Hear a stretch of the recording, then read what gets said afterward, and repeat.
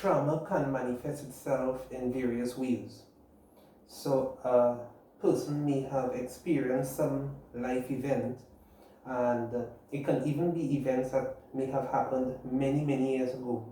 So it could be events that may have happened in childhood. For example, the child may have seen an accident, or probably there was some rape or molestation, or probably a parent may have died, or a pet may have gotten ill and died, and that can affect children psychologically.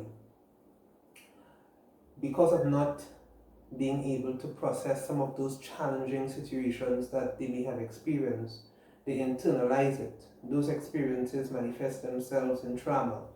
So they internalize it, but more than that, trauma operates in such a way that it's not just psychological, but it can become physical as well.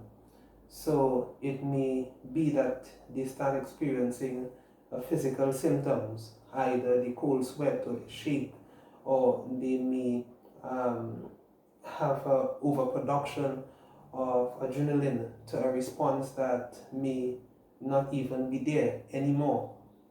That is a trigger that may have diminished, but psychologically it's still there because it wasn't processed, and as such, physically they experience the effects of the trauma that may have gone.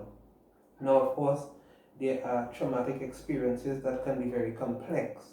So it may not just be one experience, but it might be accumulation of experiences over a person's lifetime that may result in panic or anxiety.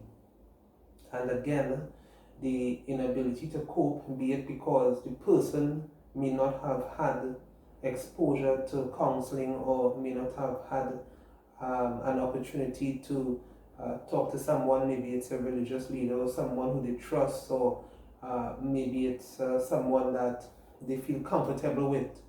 They may not have had that. They may not have read books that can offer some self-help, and because of that, they may be continuing with the experience psychologically, to continue processing what the experience may have taught them as though it is still real.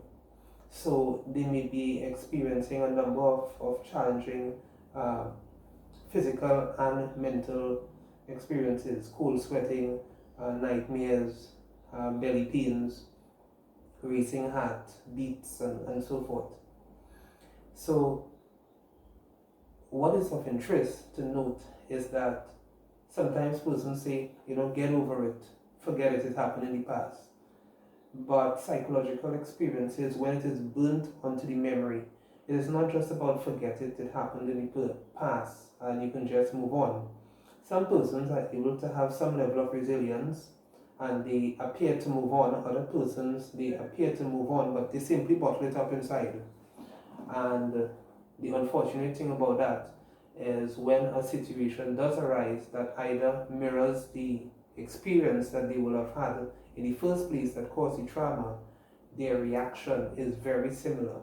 Because what trauma at times do is that it teaches the mind, it teaches the brain, it teaches the person how to react in a situation, even though how they react in the situation may be illogical, or how they react in the situation, it may be that it is causing them more pain or more harm. So it calls for a number of techniques that a person will have to go through in order to process. A number of psychologists or psychiatrists can help persons to process trauma.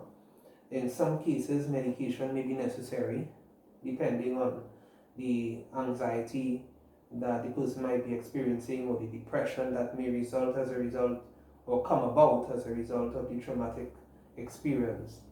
So counseling and medication sometimes go hand in hand.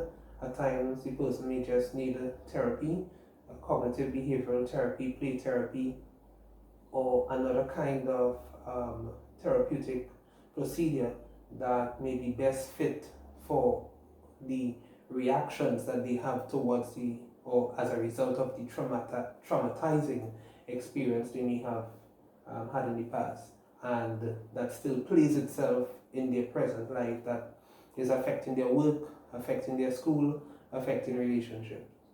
So trauma is very real, and it really impacts negatively the mental health of individuals. The perception of people can be affected because of trauma.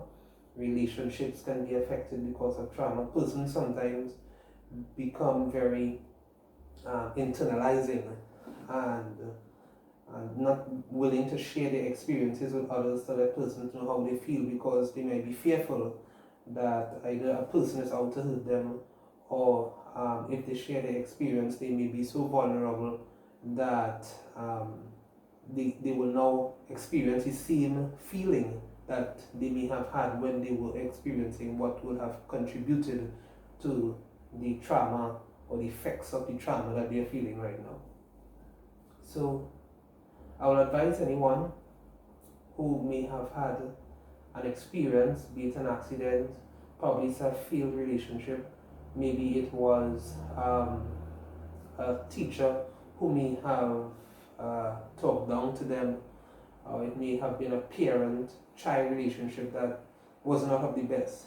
It's always good to talk to a mental health practitioner, because based on our past experiences and even our present experiences can affect how we view persons in the future. It can affect how we view ourselves in the future. So continue to build yourself and to become more aware of what's going on with you.